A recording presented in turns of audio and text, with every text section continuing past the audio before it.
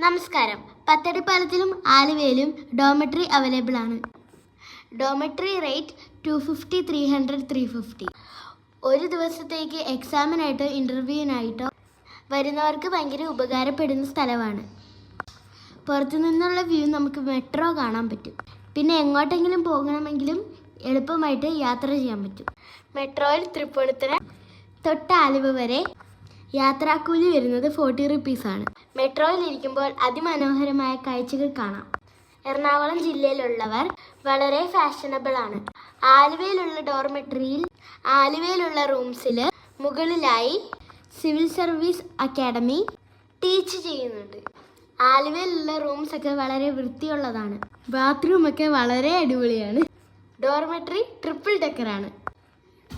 Triple ഡെക്കറിൻ്റെതായ 350 നടുക്ക് 300, മുകളിൽ 250.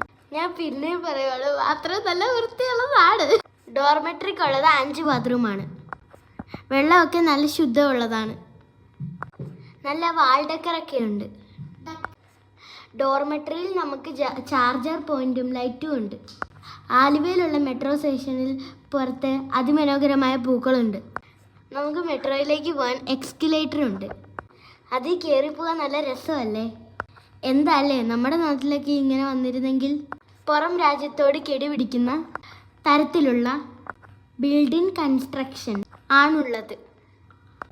മെട്രോയിലേക്ക് പോകുന്ന ടിക്കറ്റ് എടുത്താണ്. അപ്പം നിങ്ങൾ ആലോചിക്കുന്നുണ്ടാവും, ടിക്കറ്റ് എടുക്കാതെ ആരെങ്കിലും മെട്രോയിൽ കയറുമെന്ന്. ടിക്കറ്റ് എടുക്കാൻ QR കോഡ് സ്കാൻ ചെയ്താൽ എളുപ്പവഴിയാണ്. ഒരു അപ്പൂപ്പനെ മോളെ